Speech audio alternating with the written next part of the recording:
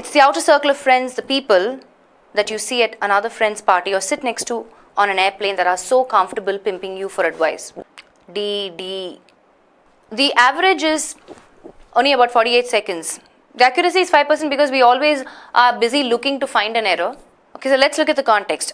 It's who being very specific, the outer circle of friends. So the is fine here.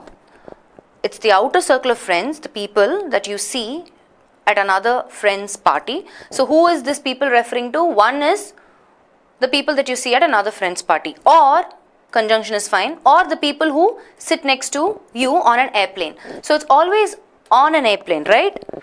When do you use in? When you're referring to a space that is constricted, right? That's when you use in. So it's always larger space. It's always, you say on a train, right? On a ship, where you can, there's no restriction for movement, right? On a stage, right? But you always say in a car. So it's always on an airplane, right? In a car, in a boat. Are you following? So this is absolutely fine as a preposition. So if some of you has said, see, that's the reason, no, that's not where the error is.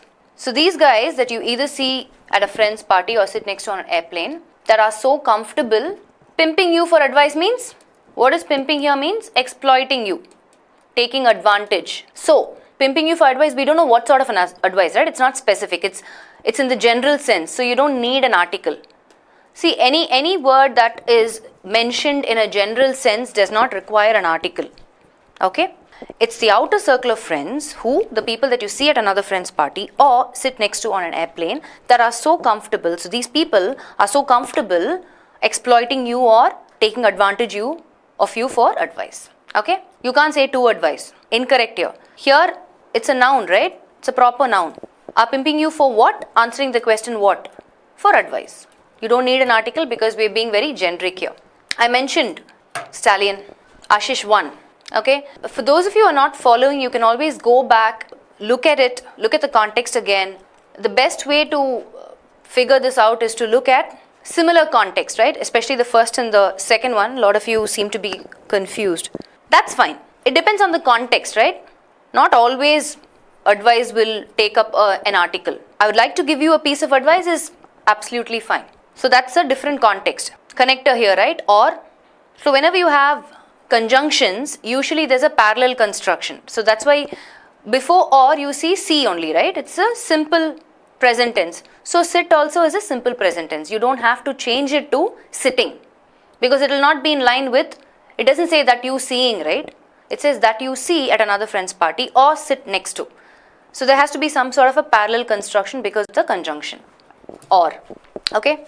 Because we're being specific, right? Not anybody and everybody, but the people who either you see at another friend's party or sit next to on an airplane. So there's a context specific that would be appropriate. You don't have to change it to who. Guys, as a relative pronoun, that is used for both objects and persons. Okay? This is the only thing that's an exception. Yes, which is used for objects alone and who is used for persons alone, but that can be used for both objects and persons. Okay? So this one also, no error. It is thus not the Congress but the growing ascendancy of the BJP and the threat posed by it to India's secular pluralist democratic structures which should worry and galvanize the left parties. So the question that Balaji has is, answer is replace which by that. Please clarify where to use which and that. When do I use that? When do I use which? The cornerstone rule for you to always remember it is if you are adding information, right? If the context is providing any additional information, if I take off which and that phrase along with which, is the sentence still meaningful? Then use which. That is always used to limit information. When I say limit information, I'm talking about in the context, if I'm narrowing it down and I'm saying, hey, not everything, but only this.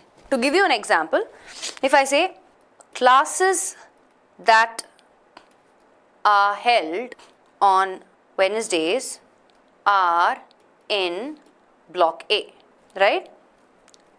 And then if I say leap years, are you guys paying attention? Which have 366 days contain an extra day in February. So if you look at these, both the contexts, right? The first one is, we're not talking about any and every class. We are talking specifically about classes that are held on Wednesdays, right? So when I'm limiting information, when I'm narrowing down, I'm saying, boss, I'm not generalizing. I'm not talking about all the classes. I'm specifically talking about the classes on Wednesdays. Then I use that. I'm limiting information. But if you look at this context, right, the second example, you have comma.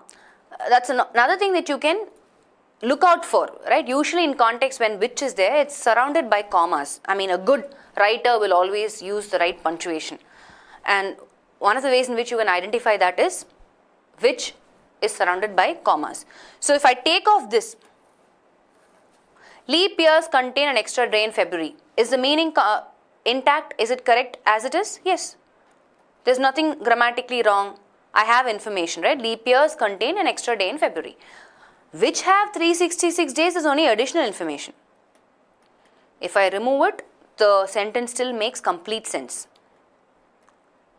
So, what I'm saying is, in the context, it is thus not the Congress but the growing ascendancy of the BJP and the threat posed by it to India's secular, pluralist, democratic structures that should worry and galvanize the left parties, and not which. Why? Because they're saying, it's not anything that you think is the reason that is posing a threat, but the growing ascendancy of, so being very specific, you're limiting information, you're narrowing information, so that's why you will replace which with that. Okay, I would advise you to go and watch a lot more example sentences that I've given in additional solved questions for that and which difference. Please follow that. He shouted at his secretary and told her that he does not need her service. She behaved in a cowardly manner before the headmaster and hesitated to do the work. I think it's actually a spot error, now I remember. Okay, he shouted at his secretary and told her that he does not need her service. A spot error question. So he shouted at his secretary and told her that he does not need her service. What do you think is wrong with the first question here? Okay, see if you are able to spot any error. Phrasal replacement. Okay. Whatever it is, just do you think the sentence is correct grammatically as it is? The general tense in the context is past tense, right? How do I know that? Shouted, told her. All my action words are in the past. So I don't need this, no? Do, does, present, did, past. So that's why I need to change this, past tense. Okay. So first one is past tense, error in tense, change does to do. Okay. So in the second one, I remember she behaved in a cowardly manner before the headmaster and hesitated to do the work. Huh? Is it required, is my question.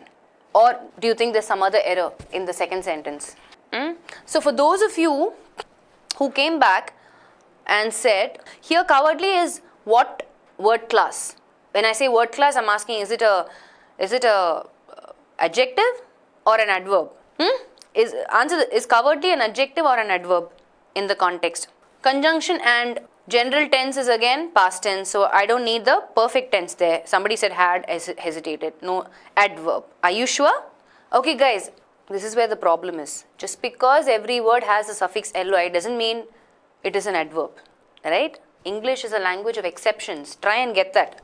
In fact, there might be more exceptions than rules, right? Just because the word ends with ly suffix doesn't mean it's an adverb. Look at the context. Go back. She behaved in a cowardly manner. Indefinite article introducing, I always keep saying, right? Articles precede nouns. What's the noun here? Manner.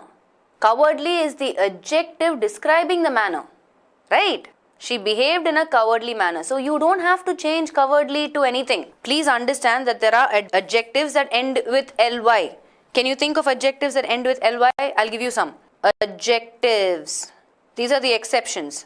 Yes, usually ly suffix is for adverbs. Agreed. But there are exceptions. What are the exceptions? Let's look at some adjectives that end with ly suffix. Think, friendly. Think and tell me. You also know. It should be adjective there, Revant. But cowardly is an adjective only, so I don't need to change anything. Friendly, ugly. Then, what else? Lonely, lively, cowardly, miserly, or miserly, whatever. Okay, mostly, fine. Adverb of frequency, simply. Okay, so you get the picture, right? So not all words that end with ly are adverbs. I also have adjectives with ly. So I need to keep look at the context. She behaved in some manner. So what is describing that manner is cowardly before the headmaster, and hesitated. Somebody said, I saw on the forum again, something to do with change hesitate or change the to do thing after that and all. But ideally the context is, in fact this one has no error, but to address the second part of it, right? If you look at construction with hesitated, you always hesitate to do something, right? You can hesitate before doing something also. You can hesitate about something or even over something. So if I say, don't hesitate to tell me if you have any complaints or doubts, right? The collocation, I wouldn't say collocation, I would say the construction usually is you hesitate to do something. I will not hesitate to take action, right? Are you following? So no error. This sentence is absolutely fine as it is. She behaved in a cowardly manner before the headmaster and hesitated to do the work.